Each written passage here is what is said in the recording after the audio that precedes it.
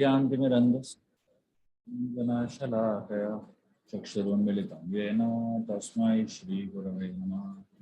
श्रीचैतन्यमनोभीष्टं स्थापितं येन भूतले स्वयंरूपकदा मह्यं ददाति स्वपदान्तिकं।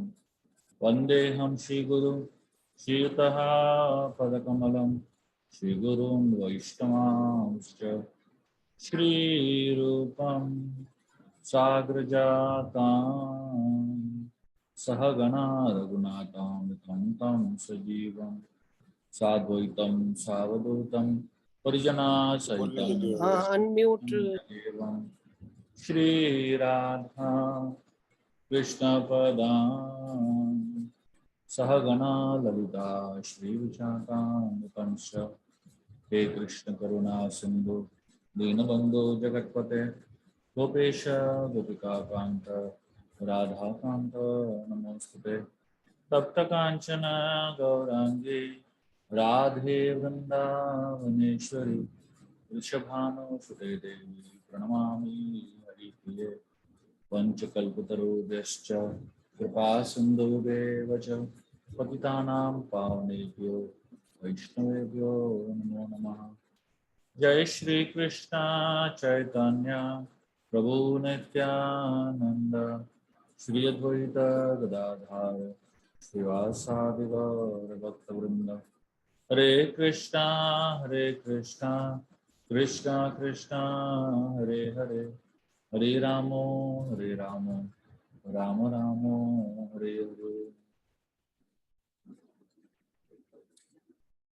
Hare Krishna. I'd like to welcome all of you all. Very, very happy to be with you all again, sharing the wisdom from the Gita. All those of you all who can keep your cameras on, please do keep them on. Today we are continuing with the second chapter of the Gita, which is entitled as Contents of the Gita Summarized. And we're going to be discussing the third verse, which we had just begun the last time. So I'll chant the verse and then you can repeat after me. Klaibyam asmagama partha naitattvai upapadyate shudram hridaya daurbalyam tyaktvotishtha parantapa. So this verse is spoken by Krishna to Arjuna. And if you remember, the last time I spoke about Krishna giving two verbal slaps to Arjuna. There are two words that Krishna uses in this verse, which are very intense. And we're going to discuss about that shortly. So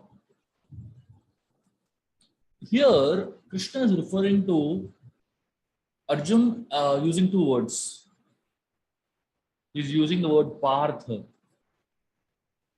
and he's using the word Parantapa. These are two words that Krishna is using to name Arjuna or describe Arjuna, rather call Arjuna. The word Partha comes from the word Pritha. Pritha is another name of Kunti, Arjuna's mother. And because he is the son of Kunti, son of Pritha, he is known as Partha. People are basically byproducts of their psychological environment. We are conditioned by the thinking of those who are around us. Why is Krishna calling Arjuna as Partha here? It's simple. He's referring to a legacy that Arjuna is connected to. He's referring to a heritage that Arjuna is connected to. I mean, for you and me, what difference it makes if somebody calls us son of so and son of so and so? It hardly makes a difference because not all of us are connected to great legacies as such. Born with the ordinary people, having ordinary thoughts, ordinary mindsets, ordinary experiences of life, and lived ordinary lives. But some of us are connected to people who have lived extraordinary lives. And being called son of such and such a person is something big.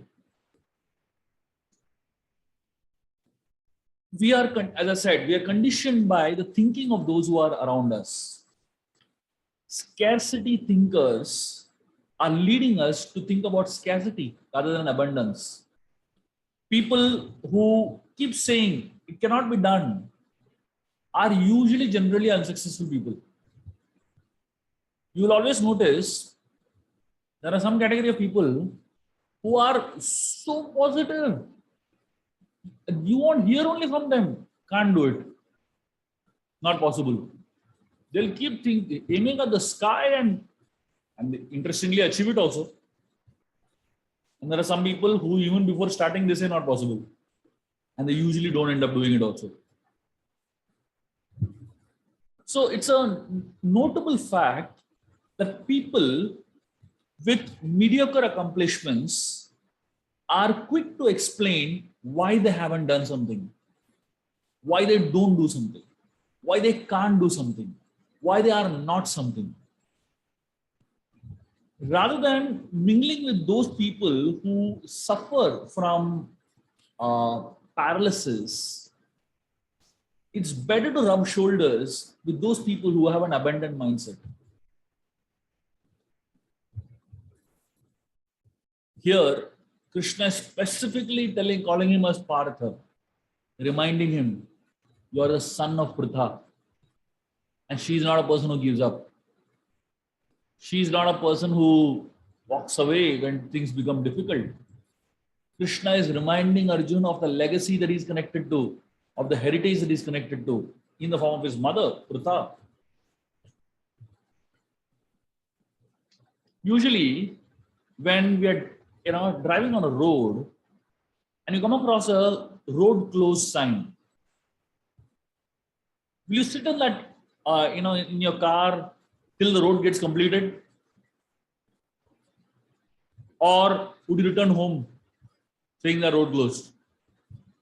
Neither. You find another road, right? You find another way to reach your destination, isn't it? So, my path may change, but my destination never changes. So, Krishna is calling Arjun Pritha. He's reminding Arjun of the heritage that he comes from. He's son of Pritha, son of Indra. He is belonging, and more than that, he is Parantapa. He is considered to be one of the most successful warriors of his time, extremely accomplished person. And more than anything else, he has Krishna as his best friend and a guide. Now, what else could somebody ask for? If somebody has Krishna as a personal guide, you can't get anything better than that, isn't it? So here, Arjun is being called as Partha. He's being called as Parantapa. And the legacy in which Arjun is sitting on is a very, very lofty legacy. His mother has gone through some of the most difficult situations of life. Kunti was determined. She never gave up. Krishna was Arjun's cousin brother. He was Arjun's best friend. He was there to guide him in the most difficult situations of life. And here, look at Arjun. What is he doing? Giving up? Krishna therefore gets angry and uses these two words, Shudram and Klaibyam. These are two very interesting words that Krishna uses to call Arjun. Klaibyam means impotent. That's what the meaning of the word Klaibyam is. And Shudram means petty. So Krishna is telling Arjun, O son of Pritha, don't yield to this degrading impotence. It does not become of you.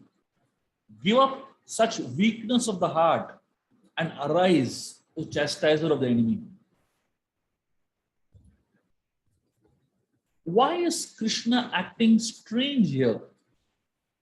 Why is Krishna seeming to be angry here? For a reason. And let me explain what the reason is. All of us, we have a human body. We have the fortune of being born as human beings.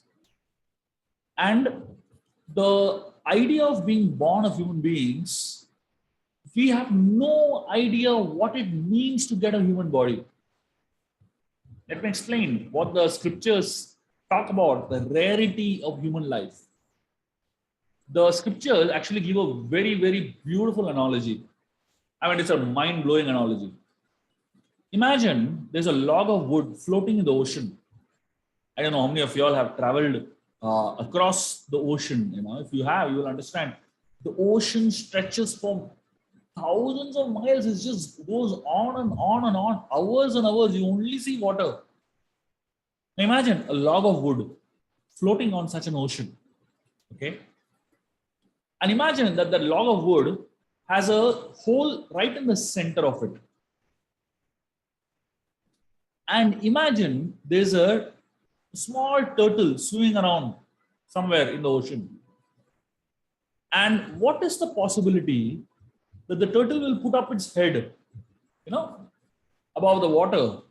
And exactly when it puts up its head, the log of wood will come exactly at that place, and the turtle's head will enter into that small hole in the log of wood. What is the possibility? For those of you all who are statisticians and who are mathematicians, you calculate the probability theory, What is the possibility of such a happening? It's literally not possible. So the scriptures say that is how rare human birth is. Now you might say, come on, you can't say that sitting in India and that too in Mumbai, right? The number of people that are roaming around in the streets of Mumbai, how can you say that human birth is so rare? And then you go to China, you go to many of these countries, a massive population. And what are we talking about human birth being so rare here, Actually it is. Compared to the number of living entities that exist. Like right now, you just look at the atmosphere in which you're sitting. You know how many entities are there right now? Around you, even if you are alone in a house, around you, there are a few million entities. At least a few million entities, right? Insects, bacteria, and so many viruses floating around, and God knows which new viruses are coming in the middle. I mean, there are so many entities all around us. How many mosquitoes are there? They bite us and go away. We don't even understand when they bit us. The number of entities are so many. You compare to all of that, human birth is very rare. If you actually count the number of entities that exist, living entities, compared to that, human birth is like nothing. We are one in a few million of those other entities. You put it like that. So Krishna is shouting at Arjuna for two reasons. One is saying, first of all, you have got a human birth. Understand how rare it is. And then on top of that, you get human birth in the land of India. Even more valuable, even more rare.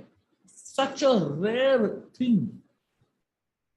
And getting human birth in the land of India, in a family that is good, that is cultured, that is respectable. And the idea of getting human birth in the land of India, in a respectable family, in a cultured family, is nothing but the grace of the Supreme Lord. It is explained that the great devatas from the heaven, the demigods from the heaven, they actually beg for human birth in the land of India. You know that? They actually are standing in line for human birth in the land of India. Because what you can get here, nothing like this exists anywhere else. In the heavens, the problem in the heaven is, life in the heaven is a festival, constant festival. It's just a fascinating festival, everyday enjoyment, everyday, fun. It's like, going on a fantastic holiday on a world tour or something like that, Now imagine you're going on a fantastic holiday or rather a world tour on a fascinating cruise ship. How does it feel? It's good. You can enjoy a lot.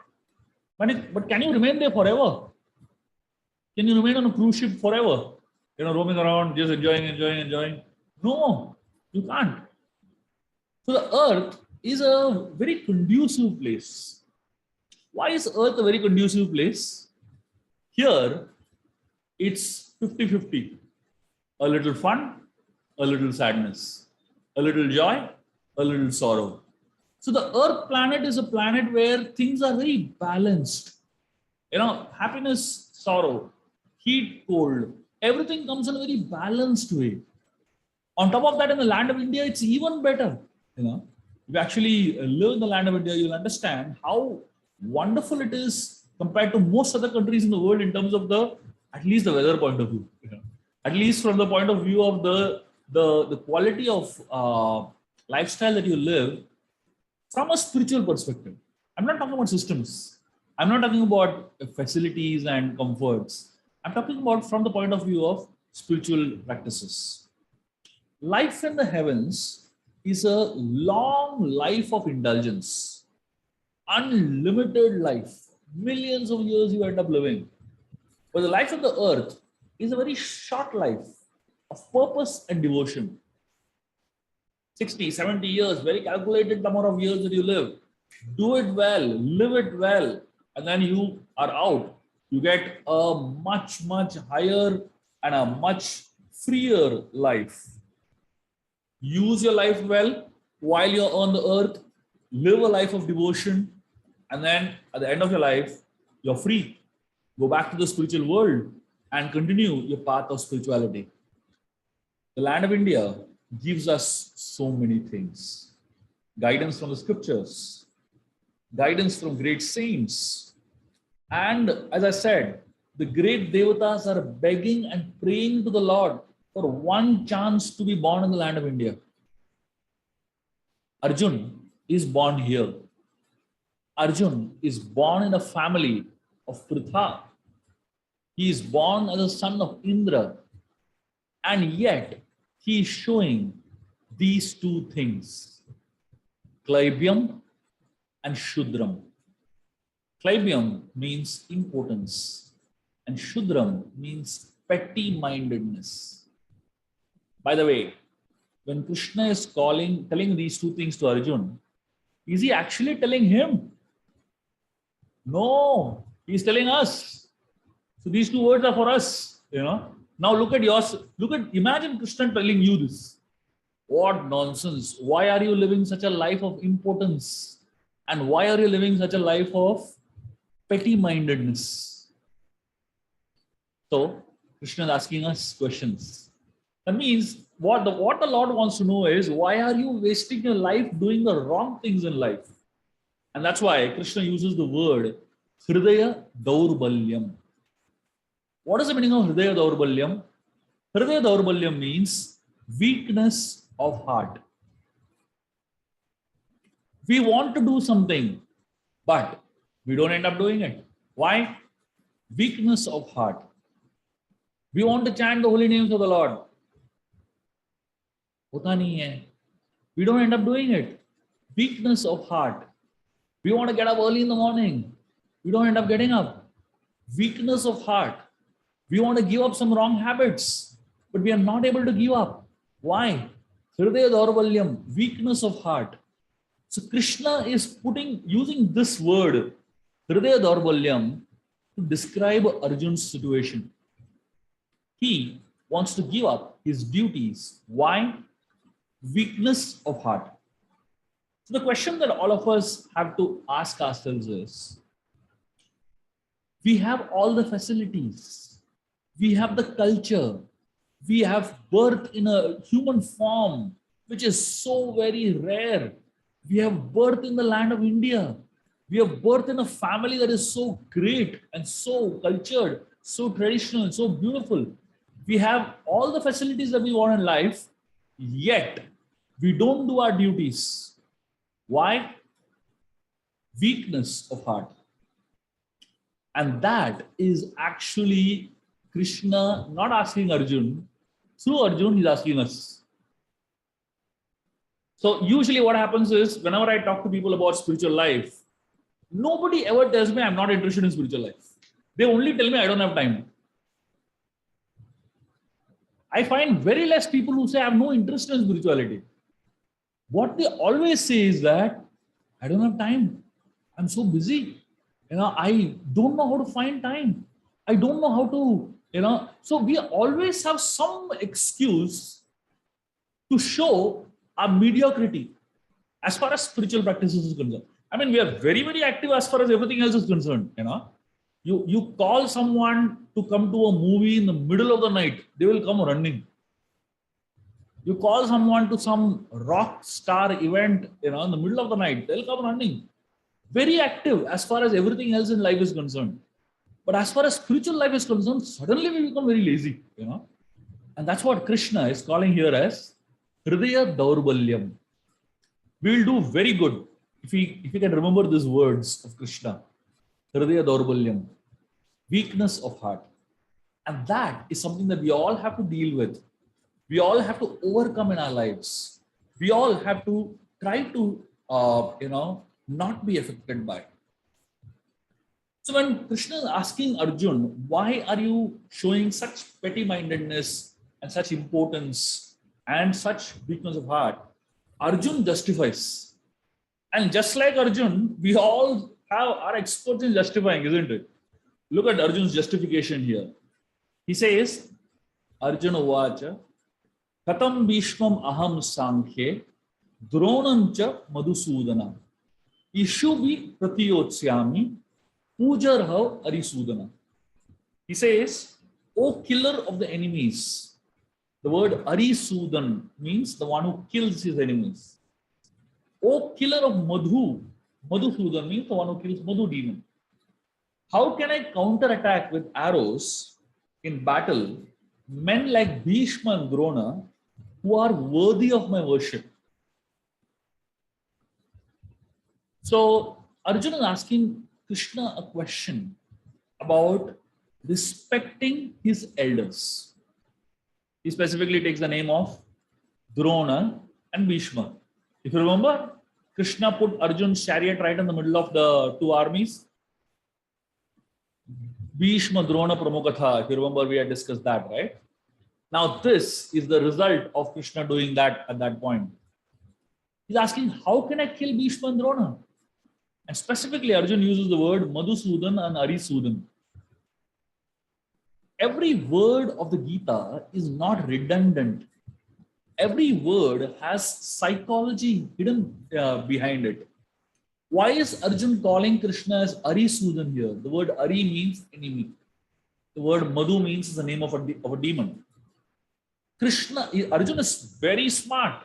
Remember, he is super smart. You know why he's saying Arisudan and Madhusudan here? Because he is actually challenging Krishna. He's telling Krishna, Krishna, you are the student of Sandipini Muni. Your guru is Sandipini. Have you killed your guru? Are you Sandipini Sudan? You're not Sandipini Sudan, right? You are Arisudan. You're Madhusudan, right? And then he's asking him, have you killed your grandfather? Are you Ugrasen Sudan? Have you, you're not called Ugrasen Sudan. You're called Arisudan. You're called Madhusudan. So how do you expect me to kill my grandfather and my guru when you have not killed your grandfather and guru? So this is Arjun's way of questioning Krishna. And Arjuna is telling Krishna, these people are supposed to be respected. And he's talking about respecting elders. And the idea of respecting elders from Arjun's point of view, what is the meaning of respecting elders? It's actually multiple levels of what it means that, how can I kill these people? So we respect superiors and we don't kill them. That's what Arjuna is trying to say. Nowadays, we do kill them with our attitudes, with our words, with the way we carry ourselves, with the way we behave. Like, for example, I'm just sharing with you how, nowadays young kids are, it's like pretty shocking many times, you know. One small girl asked her mother, "Mummy, why is your hair turning gray? Why is only white hair are coming on your head?"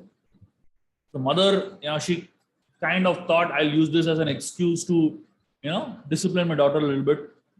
The mother told the daughter, every time you do one mischief, my one hair turns gray. Then the daughter looked at the mother and immediately she said, that means you must have done a lot of mischief. Grandmother's all hair are gray. You know. How smart these kids are, isn't it? They just know exactly what to say to shut your mouth. Now, apparently, you might think that they're so smart, but it also shows a great attitude towards, towards elders, right? It shows the kind of disrespectful tone that we end up cultivating in our own lives. If you respect, you will be given respect. If you show respect to others, especially to elders, then you will be able to show respect to Krishna. It becomes a second nature. Respect becomes a second nature. So whatever quality you exhibit, that quality becomes a part of you. Like for example, there was a great saint named Vallabhacharya. So one time, two men came to Vallabhacharya, and both of them had lost their son, and they were very much interested in spiritual life. They came to Vallabhacharya to take initiation, and one was crying bitterly, and the other was absolutely not crying. And Vallabhacharya gave initiation to the one who was crying, and didn't give initiation to the one who was not crying. So then, his disciples were really bewildered. They said, why did you give initiation to the one who was crying? And you do not give initiation to the one who was not crying. The one who was not crying is so detached. You should have given him initiation actually. He seems to be more qualified for spiritual life. Vallabhacharya said, no, that's not how it is. He said, for practicing spirituality, to develop love for Krishna, you should have love in your heart. So the person who was crying for the death of his son, he actually had love for his son in his heart. I only have to redirect that love towards Krishna now. That's all. It's much easier because he already has love in his heart. But the other fellow who didn't cry at all, I have to first create love in his heart. It will take a long, long time for his heart to become softened up. And then, then I can direct that love towards Krishna. A lot of us, we feel spiritual life is about not having any feelings, being very hard-hearted, very detached and very austere and all that. But that's not how it is. Spiritual life is all about having all emotions, but all the emotions directed towards the right source, directed towards the right object, which is God. Right now, we all have emotions, but our emotions are all misdirected, all in the wrong directions, and all directed towards wrong people. But spirituality is a science of directing our emotions towards only one person, and that's God. But for that, the emotions have to be there. So, when there is a culture of respect, and when Krishna comes, that respect will automatically awaken. And that's why connections are so important, and culture is so important as a part of our spiritual heritage. Srila Prabhupada, when he went to the West, he was preaching in the Western world, and so many Americans and Europeans were becoming devotees, taking up the path of Krishna consciousness very seriously.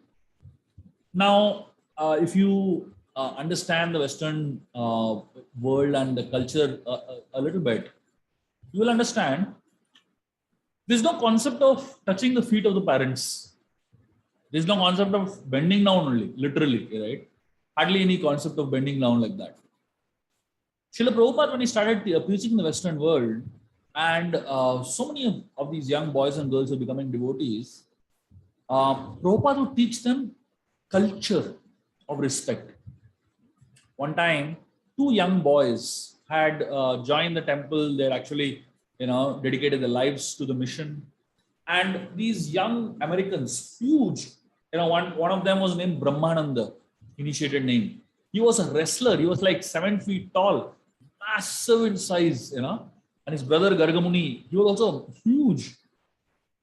And they were disciples of Srila Prabhupada. And Prabhupada was like 5 feet literally, And these two boys, when they became Prabhupada's disciples, at one point, their mother was very upset that both my sons have gone and joined Prabhupada, So after some time, Prabhupada told the two boys, he told them, both of you will go back home and spend some time with your mother and then come back.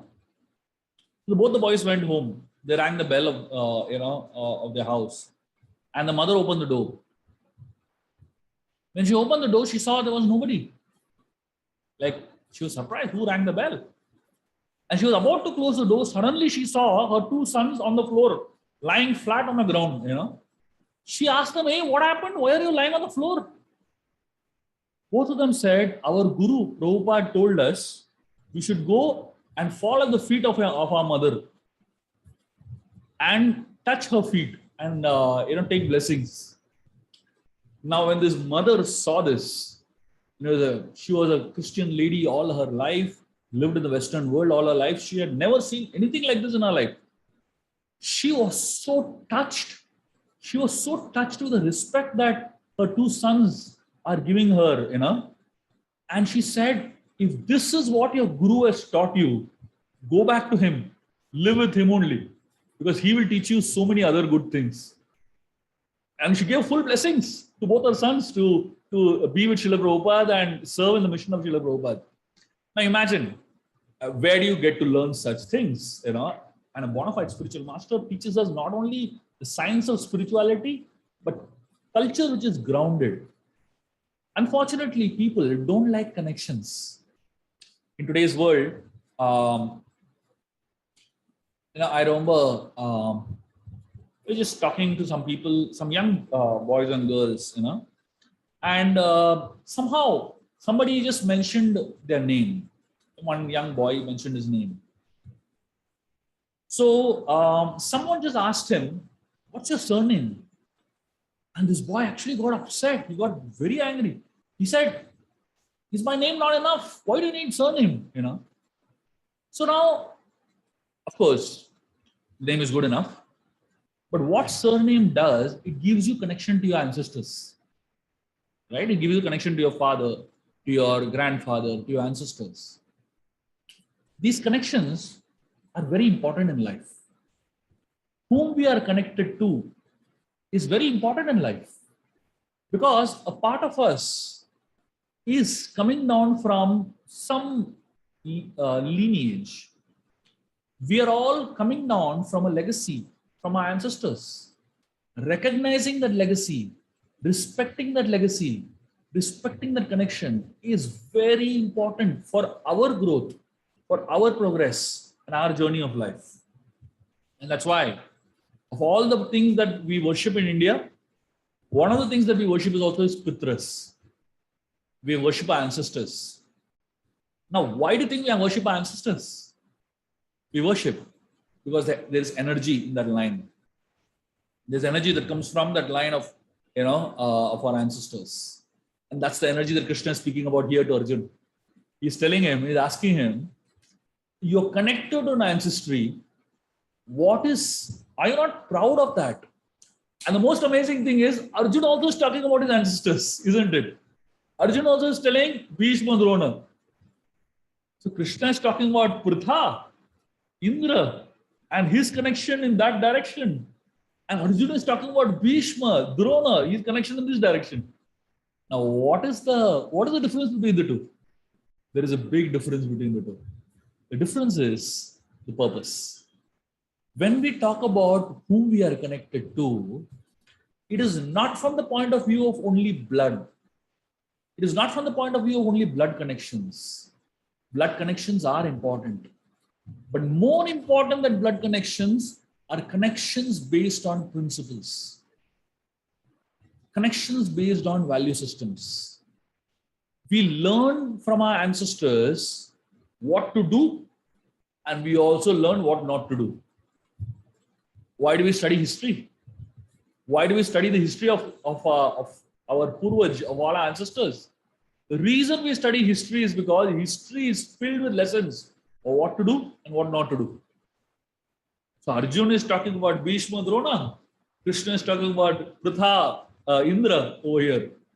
And both seem to be elders. Both seem to be talking about respecting elders, but from a totally different perspective. The idea of respect comes along with the idea of the right value systems. So Arjun has been taught all his life by his father and mother, Pandu and Pritha and Kunti. They have been his primary sources of knowledge and upbringing. And they have raised him in a forest. Arjuna was not born in a palace. He was born in a forest. He was raised in a forest. And in the forest, Arjun learned all the skills, all the values that are needed to survive in life.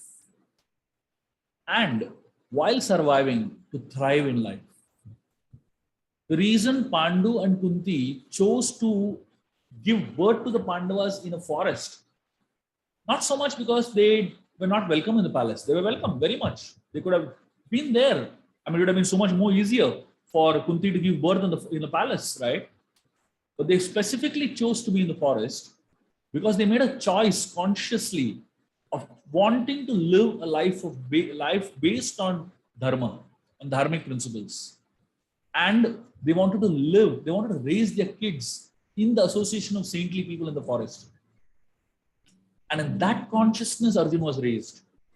So Bhishma, Drona represent the palace, and Pritha and Indra, they represent the forest. And essentially, in the forest, what Arjun learned was very much compromised in the palace.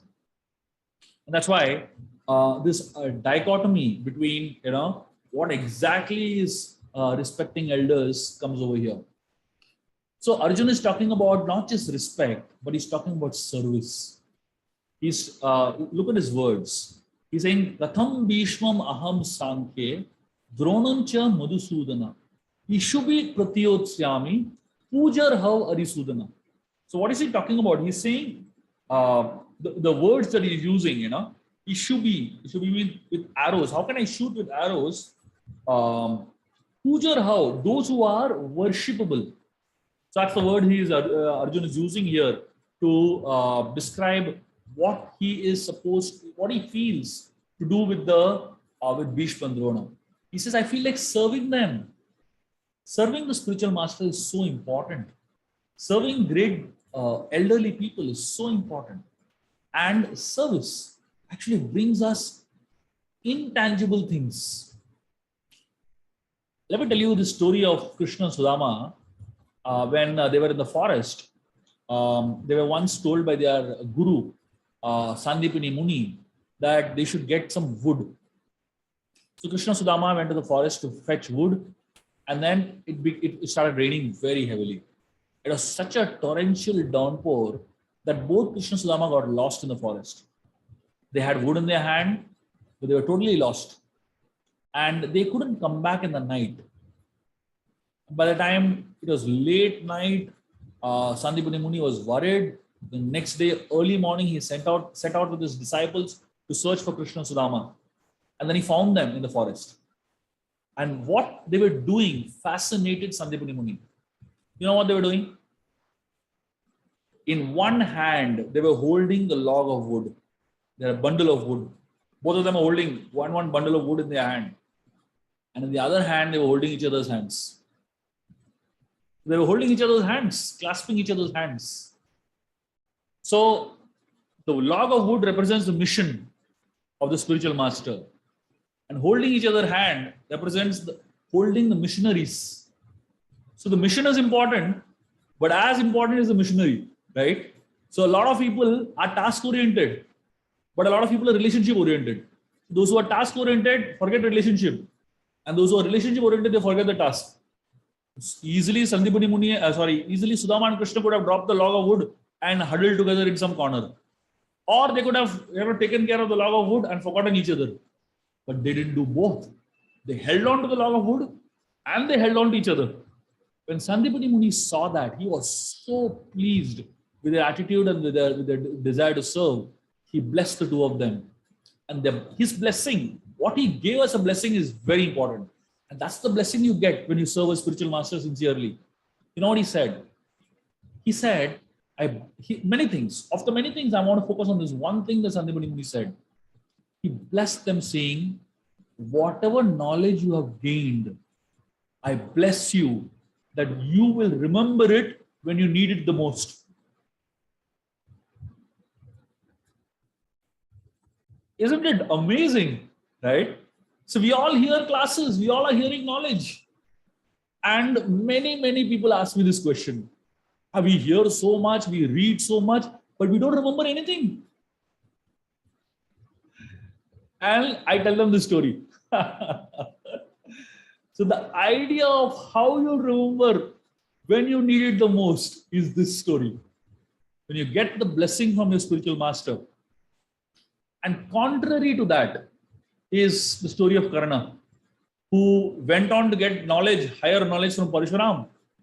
And he ended up displeasing Parshuram because he cheated him. He didn't tell him the truth. And Parshuram was so upset with Karna that he cursed him. That the day you need the knowledge the most, you will forget it. So don't think spiritual knowledge comes by your intelligence only.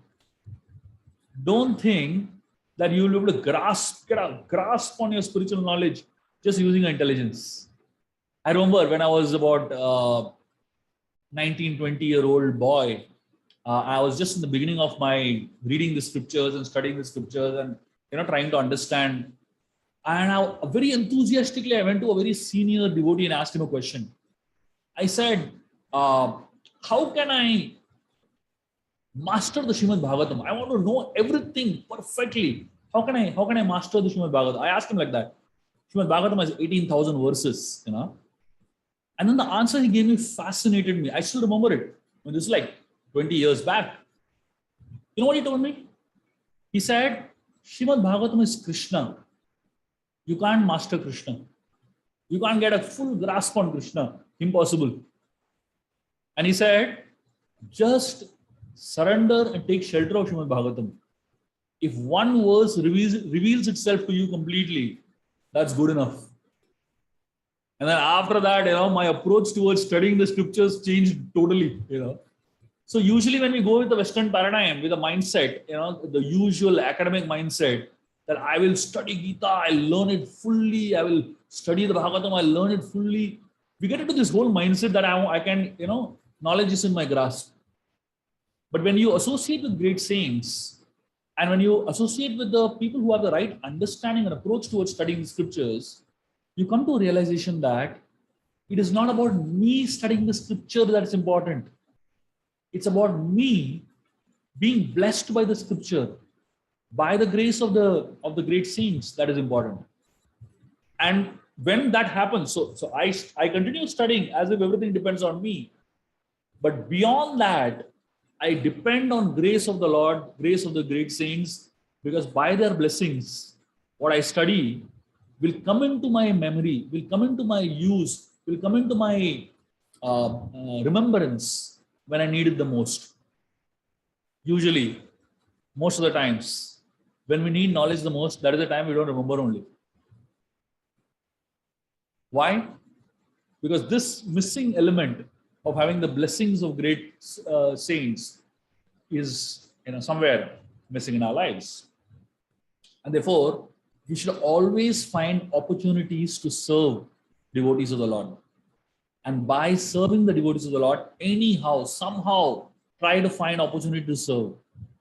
So in my initial days in my spiritual life, I would go out of my way and keep asking great saintly people, what can I do for you? What can I do for you? What can I do for you? And people would think that I'm strange, I'm mad or something like that. And I would take up so much that sometimes I would struggle to complete things, but I would still take up because I just love to, I knew that this is one of the secrets of advancing in spiritual life. Somehow or the other, try to please the saints, and somehow or the other, try to serve the saints. And more than that, be grateful to the saints. Gratitude is so important. When we talk about respecting elders, when we talk about taking shelter of elders, we are actually talking about being grateful to them also. And of the many things that elders do to add value in our life, one of the things they do is set a good example. One of the things they do is set a sparkling example for us. And we should have association of such elders in our lives, association of such great people in our life. Just looking at them is enough. The import of all the scriptures is walking in front of us. When Vishwamitra walked into the Ayodhya, Dasharath Maharaj called him as a walking place of pilgrimage. He said, the places of pilgrimage I walked into my house. So usually we go all the way traveling thousands of miles to visit a place of pilgrimage, right? But when a saint comes home, it is considered that all the places of pilgrimage have come to your house. That's how important it is to receive saintly people in our house on a regular basis. And that gratitude is what marks the association of saintly people. And saints teach us important values in life. They teach us things like detachment. They teach us things like holding on to principles in life no matter what happens. So when we come in the association of saintly people, this is what we benefit. This is what we get in their association. So Arjun here is telling Krishna, my dear Krishna, you are telling me to kill these people whom I'm supposed to worship. You're telling me to kill these people that I'm supposed to respect. You're telling me to kill these people that are worthy of so much service and worship. How can I do it? That's Arjun's question to Krishna. So though Arjun's question is loaded with so much of knowledge, it is loaded with so much of gratitude, it is loaded with so much of righteousness, but Arjun is not able to understand how do you differentiate between any elder. I mean, usually we're supposed to respect elders, right? But what happens is many times we end up in a box, and this box is a very strange box. When you find people who are supposed to be worshipped, they're acting wrongly. While we still respect them, but we don't follow them. There is a classic story in the Srimad Bhagavatam of this dilemma that we're just talking about in this section of the Bhagavad Gita. In the Srimad Bhagavatam, there's a story of Bali Maharaj. Bali was a great king of the Daityas. And Bali at some point, he conquered over the heavens. He took over the heavenly planets. For the seat of Indra also. So he was the practically undefeatable king of the whole universe. All the three worlds were his. And Indra lost his seat, lost the throne. And all the gods were confused what to do. At that point, Lord Vishnu appeared in the form of Vamana Dev, the dwarf incarnation of the Lord. He took this little tiny form of Vamana, 3 foot, hardly big. And he went to the house of, he went to the yajna of Bali Maharaj. So when he went to the yajna of Bali, Bali was giving charity to Brahmanas. And finally, Vamana Dev came. Bali asked him, ask for anything. And Vamana Dev, he said, I want 3 steps of land. I imagine, first of all, if a dwarf has to ask for anything, will a dwarf ask 3 steps of land and the two with his feet measurement? It seemed ridiculous to Bali. He said, come on, what are you asking? Ask for something big. I can give you anything you want. Vamana Dev gave a very interesting answer. Vamana said, if a man is not satisfied with little, he will never be satisfied with a lot. Vamana Dev told Bali Maharaj this. He said, if I'm not satisfied with 3 steps of land, I will not be satisfied if I get the whole universe also. So Bali Maharaj said, okay, I'll give you your 3 steps of land. He was actually taking water from his kamandalu to to make a promise. So in those days, you take vows on one of the elements. So Bali was taking the vow or taking water in his hand, offering that water as a mark of promise. So when Bali was about to do that, he was about to, pour his kamandalu and the water out. Shukracharya, who was Bali's guru, he told him, "Don't do it. This small fellow is not an ordinary Brahman. He is Vishnu. He will take everything away from you." The word Hari. What is the meaning of the word Hari? Hari means the one jo har leta hai, the one who steals away everything. That is the meaning of the word Hari. But of course, from a Vaishnava perspective, what does Hari steal away? Hari steals away your worries. Hari steals away your anxieties. Hari steals away your problems. Hari steals away your restlessness, your pain, your suffering, your sorrows. But the mundane people perceive that Hari steals away your wealth, So here, Shukracharya said, "No, don't give." Bali Maharaj thought for one moment. This is the answer to this dilemma that we're talking about, Arjun's. He thought about, my guru is telling me not to give. But I'm about to make a promise. And the scriptures always say that when a saint asks for something, you should definitely give. So whom should I follow? Should I follow my guru? Should I follow the scriptures? And this is very interesting. What happens if two authorities are speaking exactly opposite things? That is the time you ask the third authority. Who is the third authority? Guru, Sadhu, Shastra. These are considered to be three authorities for any subject. Guru is your spiritual master, Shastra is the scriptures, and Sadhus are saintly people, a galaxy of saintly people. So in the Vedic culture, the interesting part of Vedic culture is that there is no only one way. So many religions today talk about only one way, but our scriptures talk about many ways. There is always many people who are knowledgeable, who understand, and who can give you interpretations to the scriptures and help you upgrade yourself. So Bali said, Guru is saying no. Shastras are saying yes. And the sadhus are saying yes. Bali said, I will not listen to you. And he actually took that water and he gave a promise to Vamanadev. And that is so amazing that Bali had the guts to say to his guru that you are wrong. In this particular situation of in the Gita, we're finding that Arjun is not able to say that Bhishma and Drona are wrong. He's only sticking to the point that Bhishma and Drona are my teacher and my grandfather. I can't kill them. But Krishna is trying to tell Arjun, Hridaya Daurbalyam, that's what he's talking about. He's talking about weakness of heart. And he's talking about Shudram, petty-mindedness, and Klaibyam, impotence. This Klaibyam, impotence and petty-mindedness and Hridaya Daurbalyam are in connection with him not being able to understand that he has a heritage of his mother, Pritha, his father, Pandu, Indra, his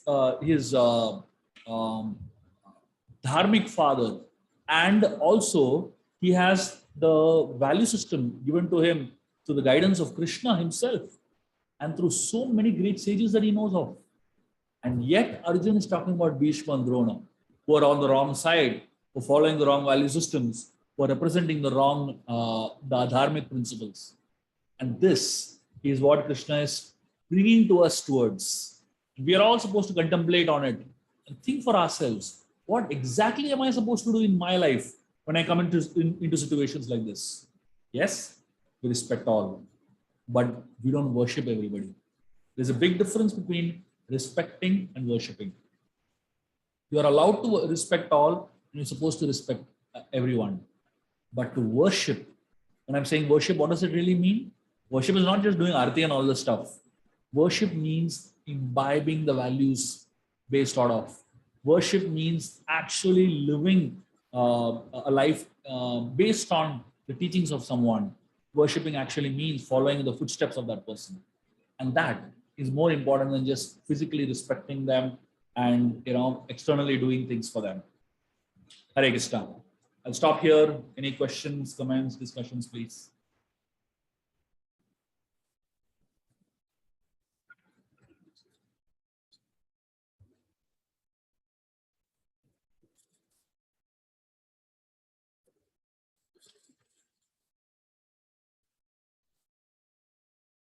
Yes, Ajay Chadan Bro, please.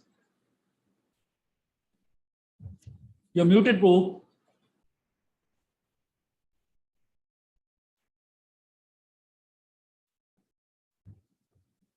Roji, Ajay Chadan Bro, you're on mute. Trying to work it out. Hare Krishna. Yes. Please accept my humble obeisances, Prabhupada. Thank you for this presentation. In fact, I have two questions. I can take one by one, or? Yeah, please. Yeah. This question of Shukracharya and Bali Maharaj, right? How can someone feel that the guru is wrong? Is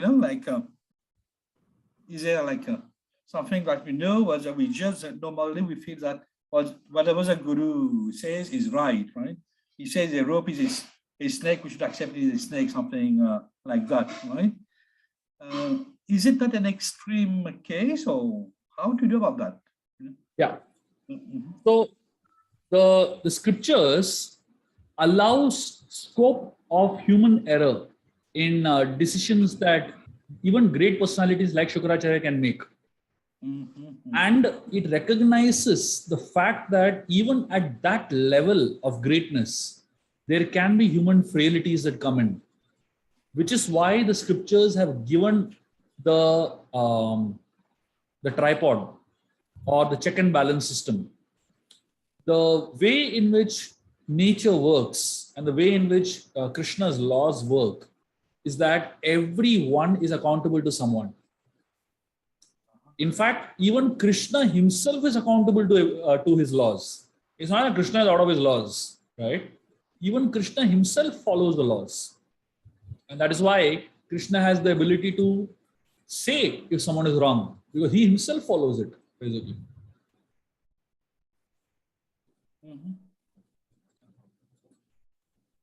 Yeah, it makes sense.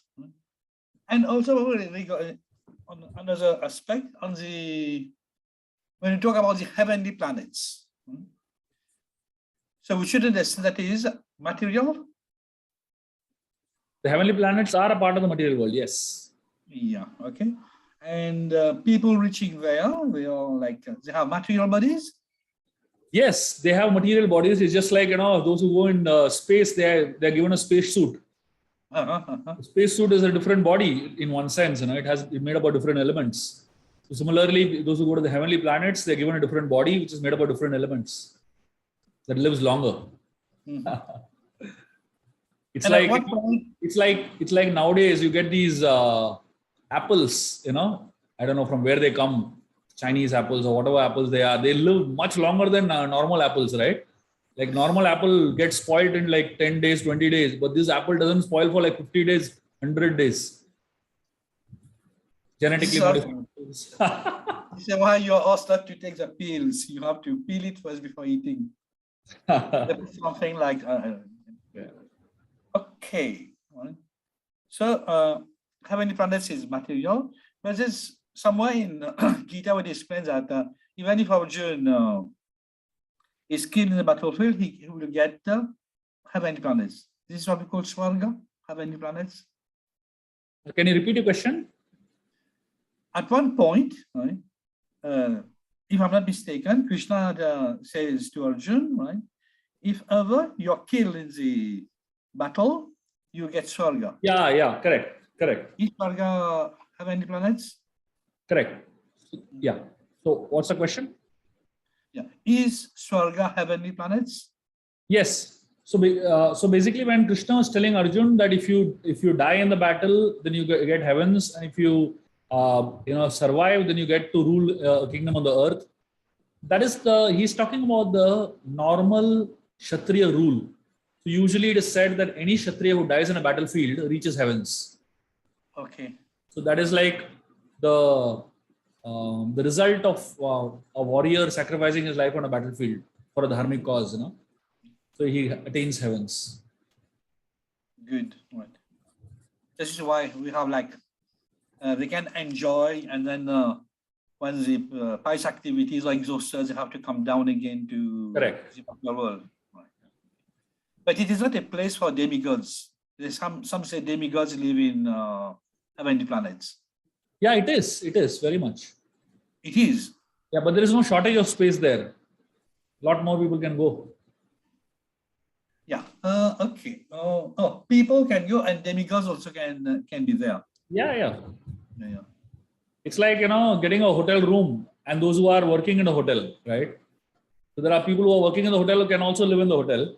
And those who come and go, they also live in the hotel. But there are guests and there are people who are a part of the administration. Do all demigods stay in these heavenly planets? Yeah. Yes. Okay. And then I'll say, like, if people go over there, the example you give, like the. Yeah. Thank you. I hope I haven't taken much of your time. Thank you. Anyone else? Any other questions or comments? Hare Krishna Prabhuji. Yes, Subramanyam ji. When we come across a situation like when we are confused and we are not able to take a decision, our inner mind voice says one is correct and we are confused. Whenever we get a correct decision, it is very feeble, right? And when we get a correct answer from our mind, it seems to be feeble, and the wrong decision seems to be loud. How do we get clearer to the mind voice of the correct decision?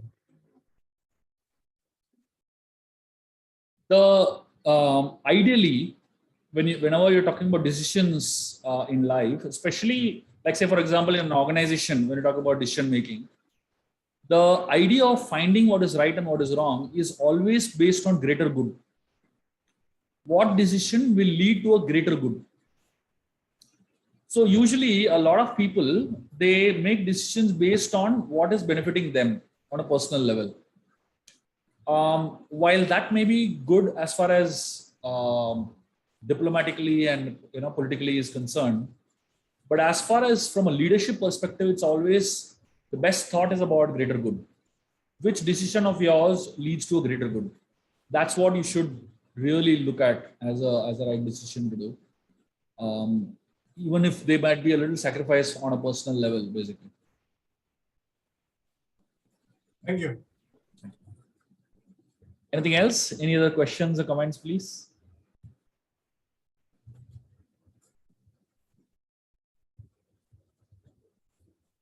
Yes, Sandeep ji. Hare Krishna Prabhuji. Hare Krishna. You mentioned that Krishna reminded Arjuna of his lineage, so to say, which included Indra also. But more often than not, Indra is associated with pride or bordering on arrogance sometimes. So, which part of Indra is Krishna referring to? I mean, which is the good part of Indra which Krishna is referring to? So, good question. Thank you for asking that question. So, in my understanding, that all the mistakes and the gadbad that that Indra does in all the stories that we hear. See, remember, Indra is a post, right? Indra is a post that different people get to occupy at different times, right? So, like somebody, like say, if X person was Indra for this many years, then a Y person becomes Indra for this many years. Whereas that person becomes Indra for this many years. In all the scriptural stories that you find, you come across, they will always refer to Indra, but it will not mention which Indra, whether it is X Indra, Y Indra, or Z Indra. So it feels that Indra is making so many mistakes. X Indra would have made one mistake in his entire career. A Y Indra would have made one mistake in his entire career, and a Z Indra would have made one mistake in his entire career. So what we are doing is, because we are getting access to so many stories over thousands of years gap, and we feel that every second day is doing some gadbad. That's not how it is. So Indra's position and post is a very highly respectable post, right? And for someone to remain at that post, if the person is doing mistakes on a constant basis, he will not even deserve that post. So that is the way I look at it. It's like one mistake, probably one in a million, a million years or something like that. I think that much is something that the Lord will not really keep it in mind and disqualify him for all the services, meticulous services he's doing for millions of years. So that's the way I look at it, basically. It's like a prime minister of a country. Exactly. Post. So everybody not be doing good all the time. Correct. But it does some good. Yeah, absolutely. Anything else? Any other questions or comments? Great. Thank you very much, all of you all, for joining in, and very, very grateful for your enthusiastic participation in these Gita classes. I'm hoping these Gita classes are adding a lot of value in your lives and bringing in clarity that is required. My humble suggestion to all of you all is, as I'm going through the verses of the Gita and trying to share my thoughts on the Gita, please, you also start reading those chapters. I'm sure most of you all have Srila Prabhupada's Bhagavad Gita as it is. Those who do not have it, please get a copy of it. And as I'm going through the verses and teaching, please, you all can also refer to those particular sections of the Gita that we discussed in that week, so that you also get a chance to actually read for yourself and study the Gita for yourself. Okay. Thank you very much. Very, very grateful to you all. Hare Krishna.